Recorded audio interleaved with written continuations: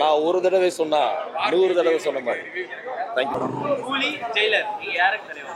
கூலி தலைவா. ஜெயிலர்லாம் வந்து ஜெயிலர் ஒரு பார்ட்டுக்கு மேலே செகண்ட் ஹாஃப்லாம் ஸ்லோ ஆகிடும். ஃபர்ஸ்ட் ஹாஃப் செகண்ட் ஹாஃப் ரெண்டுமே பயங்கரமாக நல்லா இருக்குங்க. ஃபேமிலியோட பார்க்கலாமா? ஃபேமிலியோட பார்க்கலாம். ஆனால் ஏஜ் பார்த்தா ஏ சர்டிஃபிகேட் கொடுத்ததுனால அது எப்படின்னு தெரியல. அதை பற்றி ஐயோ ஒன்றும் சொல்லவே வேணாங்க. ரேஞ்சுனா அந்த ரேஞ்சுக்கு பண்ணி. என்றைக்கும் தலைவர் லவ் யூ சூப்பர் ஸ்டார். என்றைக்கும் என்னைக்கும் super star. Okay thank you. நன்றி. அகரகோ லிவிங். பக்கா மாஸ் படங்க. லோகேஷ் எடுக்கிறதுலே இதுதான் ஒரு வித்தியாசமான படம்னு பார்த்தோன்னா இந்த படம் தான். அதெல்லாம் எதுவுமே இல்லைங்க. இது ஒரு பக்கா மாஸ் என்டர்டைன்மெண்ட் படம். வேற லெவல் படம். ஒவ்வொரு சீனும் தெறிக்க போகுது. ஒரு சீனும் தெரிச்சிச்சு படம். எல்லா நடிப்பும் பயங்கரமா இருக்குது படம். ஆமா, அவங்க ஆக்டிங்லாம் வேற லெவலு. எல்லாரும் ஆக்டிங் செம்மையா இருக்குதுங்க. ஒரு சீனும் பயங்கரமா இருக்குதுங்க. கண்டிப்பா ஃபேமிலியா பார்க்கணும். இந்த ஏ சர்டிஃபிகேட் மட்டும் குத்துருக்க கூடாது. ஏ சர்டிஃபிகேட் கொடுக்காம எல்லாம் வந்திருந்தேன்னா இன்னும் பயங்கரமா இருந்திருக்கும். ஃபேமிலி ஆடியன்ஸ் நிறையா. தலைவருக்குன்னு ஒரு ஃபேன்ஸ் இருக்குல்ல, ஃபேமிலி ஆடியன்ஸ், அது எல்லாமே வந்து ஆகணும். ஆனால் ஏ சர்டிஃபிகேட் கொடுக்காத விட்டாங்க. சின்ன குழந்தைங்களாம் பார்க்கறது கஷ்டப்படும். சூப்பராக இருக்குண்ணா, நல்லா இருக்குண்ணா, பார்க்குற மாதிரி இருக்கு.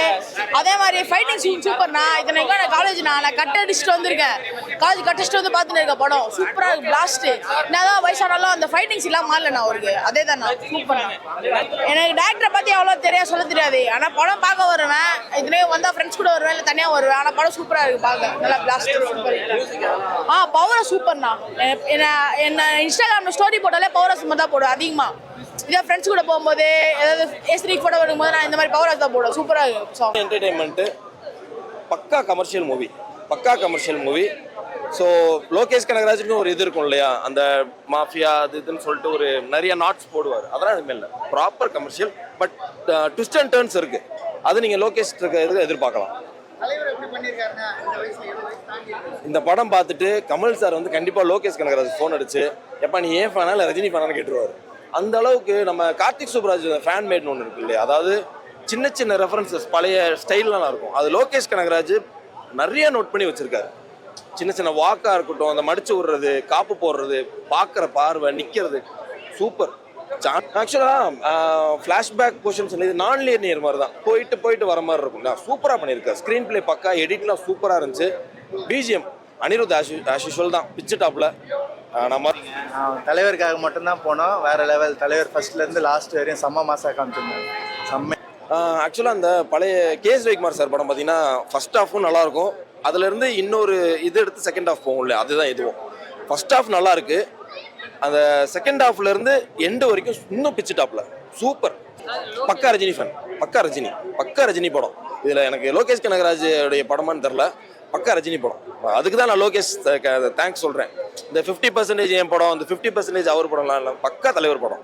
அண்டு ஈக்குவலாகவும் எல்லாத்துக்கும் இது கொடுத்துருக்காரு, ஸ்க்ரீன் ஸ்பேஸ்.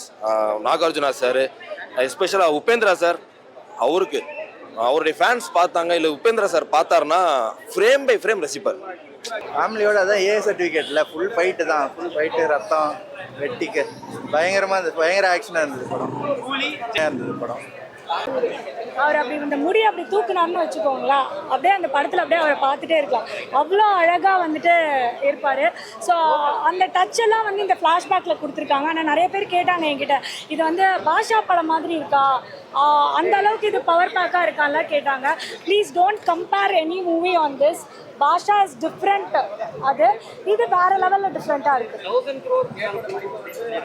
ஆமாப்பா, நீங்களாம் குடும்பமாக வந்து பார்க்கணும், சரிங்களா? ஆமாம், அது எனக்கு நான் தான் சொன்னது. ஏ சர்டிஃபிகேட் கொடுத்ததுனால தான் பசங்களை கூட்டு வர முடியல. பிகாஸ் லாட் ஆஃப் பிளட்டு தான் படத்தில். ஸோ அதனால் பசங்களை கூட்டிகிட்டு வர முடியாது, பார்க்க முடியாது. And next time super star வந்து எல்லாரும் பார்க்குற மாதிரி ஒரு படம் பண்ணணும் அப்படின்றது எங்களோட ஆசை. அதான் சொன்னேன்ல, நம்ம தீ படம், தம்பிக்கு எந்த ஊர், அந்த ஸ்டைலில் சூப்பராக இருந்தார், மாஸாக இருந்தார், அழகாக இருந்தார். கொடுத்துருக்காங்க. அது அவர் இப்போ வந்து ட்ரெண்ட் ஆகிட்டார். ஏன்னா நெல்சன் படம் பண்ணோன்னா அவருக்கு அந்த டார்க் காமெடிலாம் ஈஸியாக வந்துடுது. அப்போவே அவர் நல்லா காமெடி பண்ணுவார்ப்பா. கூலி ஆடியோ ரிலீஸ்லலாம் நீங்கள் பேசினதெல்லாம் கேட்டிங்கன்னா டைமிங்க்கு அவரோட காமெடி இருக்கும். சூப்பராக பண்ணியிருக்காரு. லோகேஷ் கனகராஜ் பார்த்தீங்கன்னா இந்த வார்த்தையை சொல்லணும்னா என்ன வார்த்தை? பிரிச்சுட்டாரு. அந்த இன்டர்வெல்ல என்ன டைலாகு, செஞ்சிடலாம் அப்படின்ட்டார். செஞ்சுட்டார். செம்மையாக இருந்தது. ஆல் டைம் ஃபேவரட்னு பார்த்தா விடுவேன். அது இந்த படத்துலயும் இருக்குது, பயங்கரமா இருக்கு. யா அதுதான் நான் சொல்லிட்டு இருந்தேன். Shruti Haasan we don't like too much. நாங்களாம் சூப்பர் ஸ்டாரோட ஃபேனு. ஏன்னா நாங்கள் கமல் படமே நான்லாம் பார்க்க மாட்டோம் பெருசாக. ஏன்னா எங்கள் அப்பா அப்பத்துலேருந்தே சூப்பர் ஸ்டார்னே வளர்த்துட்டாரு. கமல் படமே பார்க்க மாட்டோம். ஸ்ருதி ஹாசன் எனக்கு சுத்தமாக பிடிக்காது. ஆனால் எப்போ ஸ்ருதி ஹாசன் வந்து நானே ரஜினி ஃபேனு அப்படின்னு சொல்லிட்டாங்களோ அப்பத்துலேருந்து நாங்கள் அவங்களை அக்செப்ட் பண்ணிட்டோம். அதே மட்டும் இல்லாமல் இந்த கேரக்டருக்கு அவங்க ஜஸ்டிஃபை பண்ணி நடிச்சிருக்காங்க.